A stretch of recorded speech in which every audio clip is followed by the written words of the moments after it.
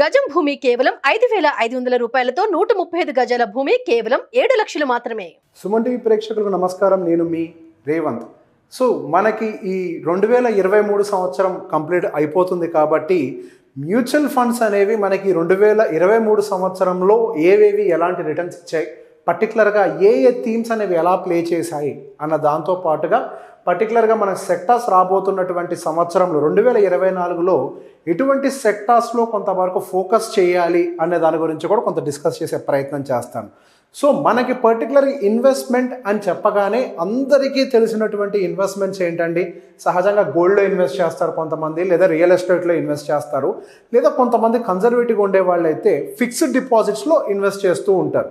So మనకి fixed డిపాజిట్స్లో వచ్చేటువంటి returns అనేవి బేర్ మినిమం, అంటే 7 to 8% మించి పెద్దగా రిటర్న్స్ ఏమీ రావు. అదేవిధంగా గోల్డ్లో కనుక మనకి రిటర్న్స్ యావరేజ్గా చూసుకున్నట్లయితే సమ్వేర్ అరౌండ్ 9 to 11% అలా యావరేజ్గా, అంటే మనకి ఇయర్ ఆన్ ఇయర్ చూసినట్లయితే యావరేజ్గా మనకు ఓవరాల్గా ఇంత రిటర్న్స్ ఉంటూ ఉంటాయి. అదే పర్టికులర్గా రియల్ ఎస్టేట్లో కనుక గమనించినట్లయితే యావరేజ్గా మనకి మెట్రో సిటీస్ లాంటి వాటిల్లో అయితే 15% వరకు కూడా ఉంటుంది. కొన్ని నార్మల్ ఏరియాస్లో అయితే 11%, అంటే 11 to 15% యావరేజ్గా రియల్ ఎస్టేట్లో రిటర్న్స్ వస్తూ ఉంటాయి. సో మనం ఈ 2023 సంవత్సరంలో మ్యూచువల్ ఫండ్స్లో కనుక ఇన్వెస్ట్మెంట్ పెట్టిన వాళ్ళకి 1 year యావరేజ్ రిటర్న్స్ ఎలా ఉన్నాయి అనేదాన్ని ఒకసారి మనం అనలైజ్ చేసే ప్రయత్నం చేద్దాం. సో సహజంగా మ్యూచువల్ ఫండ్స్ అనగానే అందరికీ ఐడియా ఉండేది లార్జ్, మిడ్, స్మాల్, ఈ 3 వేరియంట్స్ అనేవి, అంటే మనకు లార్జ్, మిడ్ క్యాప్స్ అనేవి ఎలా పర్ఫామ్ చేశాయనేది ఒకసారి చూసిన తర్వాత సెక్టార్ బై సెక్టార్ ఎలా పర్ఫార్మెన్స్ ఉంది అనేది కూడా చూద్దాము. సో 2023 సంవత్సరంలో కనుక మనం 1 year యావరేజ్ కనుక మంత్లీ ఎస్ఐపి త్రూ కనుక పే చేసినట్లయితే average returns 23, 21, 21. So average returns అనేవి 20%గా అయితే మనకు కనిపిస్తూనే ఉంది. సో సహజంగా లోయెస్ట్ రిటర్న్స్ ఇచ్చేవి మనకి లార్జ్ క్యాప్స్ అనుకుంటూ ఉంటాము.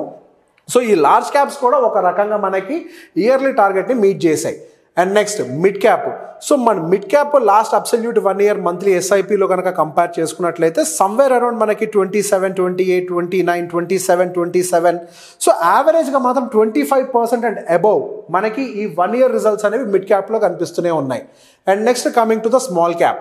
So average small cap 1 year absolute returns కనుక గమనించినట్లయితే 30% అబోవ్గానే 1, 2, 3, 4, 5, 6 ఫండ్స్ ఆల్మోస్ట్ మనకి 30% అబోవ్ డెలివర్ చేశాయి. అండ్ మిగతా ఫండ్స్ కూడా 25% యావరేజ్గా అబోవ్నే డెలివర్ చేయడం అయితే గమనించాం. సో మనకి లార్జ్ క్యాప్ అయితే యావరేజ్ 20 మెయింటైన్ చేసింది. అండ్ మిడ్ క్యాప్ యావరేజ్ మనం సమ్వేర్ అరౌండ్ 27 and 28% యావరేజ్గా తీసుకోవచ్చు. Mid cap somewhere around average 25గా తీసుకుంటూ small cap somewhere around average of 27 and 28% రిటర్న్స్గా మనం గమనించవచ్చు. సో ఇప్పుడు మనం broader picture of large, mid and small చూసాం. అండ్ సెక్టార్స్ వైజ్గా పర్టికులర్గా ఎటువంటి సెక్టార్స్ అయితే కొంచెం బెటర్గా పర్ఫామ్ చేశాయనేది కూడా చూద్దాం. సో ఫస్ట్ వచ్చేసరికి మనకి బ్యాంకింగ్ సెక్టార్ బేస్డ్ ఫండ్స్. ఈ బ్యాంకింగ్ సెక్టార్ బేస్డ్ ఫండ్స్ కూడా మీకు యావరేజ్గా 18% అండ్ అబోవ్ ఇచ్చినటువంటి ఫండ్స్ చాలా ఉన్నాయి. సో మనకి when compare to large cap మనకి banking sector based mutual funds అయితే మీకు పెద్దగా రిటర్న్స్ అయితే జనరేట్ చేయలేదు. So when compare to banking based mutual funds మనకి large caps or mid caps are better performance ఇవ్వడం అయితే చూడొచ్చు మనం. అండ్ నెక్స్ట్ వచ్చేసరికి technology based. So technology based mutual funds కూడా ఒక రకంగా ఈ సంవత్సరం పర్టికులర్గా పెద్ద రిటర్న్స్ అయితే జనరేట్ చేయలేదనే చెప్పాలి. సమ్వేర్ అరౌండ్ 17% అండ్ అబోవ్ యావరేజ్గా అయితే మనకు వచ్చినట్టుగా అయితే కనిపిస్తోంది. 17, 18 ఆ యావరేజ్ రిటర్న్స్ అయితే టెక్నాలజీ వైజ్గా కనిపిస్తుంది. మనకి ఇన్ఫ్రా. సో సెక్టార్ ఫండ్స్లో ఈ సంవత్సరం మంచి డెలివరీని ఇచ్చింది అయితే మాత్రం ఇన్ఫ్రా రిలేటెడ్ ఫండ్స్ అండి. Somewhere around 30% and above majority of the funds చూడండి, 30% అండ్ అబోవ్ డెలివరీ అయితే మనకి ఈ ఇన్ఫ్రా రిలేటెడ్, అంటే మనకు ఒక స్మాల్ క్యాప్ ఫండ్ తోటి ఈక్వలెంట్గా మనకి ఇన్ఫ్రా ఫండ్స్ అనేవి డెలివర్ చేశాయి. అంటే real estate based, building construction based companies అన్నీ కూడా ఈ ఇన్ఫ్రా థీమ్లో మనకి ఇంక్లూడ్ అయి ఉంటాయి అనమాట. అండ్ నెక్స్ట్ వచ్చేసరికి అండ్ కన్సంప్షన్ బేస్డ్, అంటే ఎఫ్ఎంసీజీ టైప్స్ అనమాట. మనకి ఇవి కూడా ఆల్మోస్ట్ 20%. అంటే ఇవన్నీ కూడా ఎలా ఉంటాయంటే మనకి లార్జ్ క్యాప్ తోటి ఈక్వలెంట్గా ఉంటాయి. ఈ పర్టికులర్గా మనకి ఈ కన్సంప్షన్ బేస్డ్ మ్యూచువల్ ఫండ్స్లో పెద్దగా డ్రాడౌన్స్ కూడా ఉండవు. అంటే ఏదైనా హెవీగా ఏదైనా రిసెషన్ వచ్చినా మార్కెట్ విపరీతంగా పడిపోతున్నటువంటి కండిషన్స్లో కూడా మనకి పెద్ద ఎత్తున డ్రాడౌన్స్ అంటే అదర్ సెక్టార్స్లో అదర్ ఫండ్స్లో ఉన్నటువంటి డ్రాడౌన్స్ అనేవి మనకి సహజంగా వీటిల్లో కనిపించవు. సేఫ్ డెలివరీకి వెళ్ళే వాళ్ళు వీటిల్లో కనుక ఇన్వెస్ట్ చేసిన వాళ్ళకి ఇటువంటి రిటర్న్స్ అయితే 18-19-20% రిటర్న్స్ అయితే మనకి ఈ సెక్టార్ డెలివర్ చేసింది. అండ్ నెక్స్ట్ వచ్చిన సెక్టార్ వచ్చేసరికి మనకు పర్టికులర్గా ఎనర్జీ బేస్డ్ సెక్టార్ కూడా ఈ సంవత్సరం మనకి లార్జ్ క్యాప్ తోటి ఈక్వలెంట్గానే 19-20% డెలివరీ ఇచ్చింది. And next pharma sector. So pharma sector కూడా ఒక రకంగా మనకి రిసెషన్ ప్రూఫ్ సెక్టార్ లాంటిదని చెప్తూ ఉంటాం మనము. సో ఈ సెక్టార్ కూడా ఈ సంవత్సరం ఒక మంచి రిటర్న్ అయితే అబ్సల్యూట్ రిటర్న్ 1 ఇయర్ మనకి absolute return 1 year 24-22. So 20 and above majority of the returns కూడా మనకి ఫార్మా సెక్టార్లో కనిపిస్తున్నాయి. ఒక రకంగా చెప్పాలంటే better than large cap. Market పడ్డప్పుడు లార్జ్ క్యాప్ కూడా పడిపోతూ ఉంటుంది, బట్ వాటికంటే కంపేర్ చేస్తే మనకి ఫార్మా సెక్టర్లో పెద్దగా డ్రాప్స్ ఉండవు. మనకు లాస్ట్ కోవిడ్ అప్పుడు కూడా చూసాం, అన్ని సెక్టర్స్ అండర్ పర్ఫామ్ చేస్తున్నప్పుడు కూడా ఫార్మా అండ్ పర్టికులర్గా ఎఫ్ఎంసీజీ సెక్టర్స్ చాలా బాగా పర్ఫామ్ చేశాయి. అంటే పెద్దగా డ్రాడౌన్స్ ఏమీ లేకుండా, అంటే హ్యూజ్ వాలటాలిటీ ఉండకూడదు అనుకునే వాళ్ళు మేబీ ఇట్లాంటి వాటిని కూడా పిక్ చేసుకునే అవకాశాలు చూసుకుంటుండొచ్చు. అండ్ నెక్స్ట్ వచ్చేసరికి పిఎస్యు బ్యాంక్ సెక్టర్. ఇందాక మనం పర్టికులర్గా హోల్ బ్యాంకింగ్ సెక్టర్కి సంబంధించినటువంటి మ్యూచువల్ ఫండ్ చూసాము. ఇది పిఎస్యు బ్యాంక్ సెక్టర్ అంటే పర్టికులర్గా ఈ పబ్లిక్ సెక్టార్కి సంబంధించినటువంటి బ్యాంక్స్ అంటే ఎస్బీఐ ఇవన్నీ కూడా ఇందులో ఉంటాయి అన్నమాట. ఈ పెద్ద పెద్ద గవర్నమెంట్ బ్యాంక్స్ అన్ని కూడా ఇందులో లిస్ట్ అయి ఉంటాయి పర్టికులర్గా. సో వీటికి రిటర్న్స్ కనుక మీరు గమనించినట్లయితే మిడ్ అండ్ స్మాల్ క్యాప్ కంటే కూడా ఎక్కువగానే ఉన్నాయి. 37, 38, 38, 44. సో ఈ సంవత్సరం మనకి టాప్ 2 స్టార్ పర్ఫార్మర్స్ ఎవరు సెక్టార్స్ వైజ్గానంటే infra and PSU bank index.